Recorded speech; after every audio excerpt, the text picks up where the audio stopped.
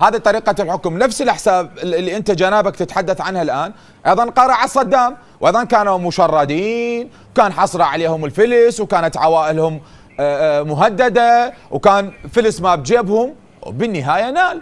اي واجوا حاقدين على اللي كانوا عايشين بالداخل، وكأنما كل العراقيين كانوا فدائي صدام. هذا حقد وثأرية ومغنمة.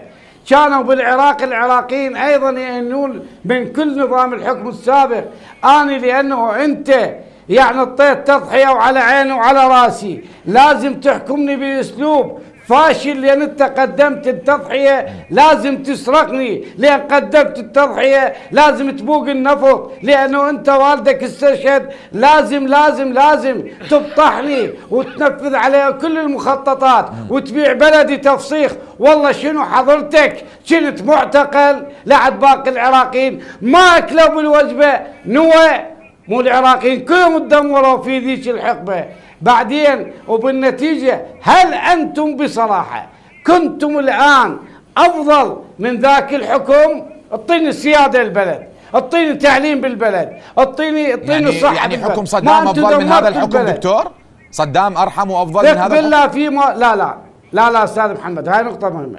في معظم المفاصل كان أفضل، لكن مثلا الحريات الآن أنا أقول لك أفضل، الديمقراطية أكثر رغم أكو تكميم أنفاق، أكو بوادر سلبية، لا أكو بوادر إيجابية، لكنه أنا جاني من خارج العراق لين كان مهجر لو مت الشهيد. ما هم العراقيين أيضا نطوا شهداء، ما هم العراقيين بالحرب العراقية الإيرانية نطوا شهداء. هل منوا عليكم لو رحتوا ما تعطوهم حقوقهم؟ أستاذ محمد البلد يحتاج بناء، يحتاج نظرة أب، شوفونا شغلكم كتشرين. ماكو عراقي ما دعمكم، العالم كله تعاطف معاكم. شوفونا شغلكم وروحوا الانتخابات مجلس النواب او انتخابات المحلية واخذوا اغلبية وطلعوا هاي الطبقة السياسية الموجودة.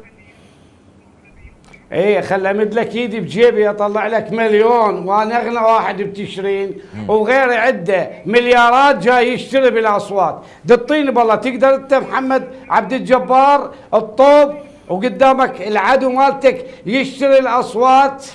استاذ محمد المال ليش ما ننتبه له؟ المال دمر. شوف للامانه والتاريخ دول الصدريين احنا عندنا خلافات وياهم قيامه، لكن عمرهم ما اشتروا صوت، لأنه عندهم على الأقل شخص يتبعوه يطيعوه مذعنين إليه، لكن ما يشترون. الجماعة الأموال هاي جاي تسرق هي مالتنا، يرجعوها علينا يشترون أصوات، سواء كانوا سنة أم شيعة. وطبعا يمك بالشمال الوضع يختلف جدا.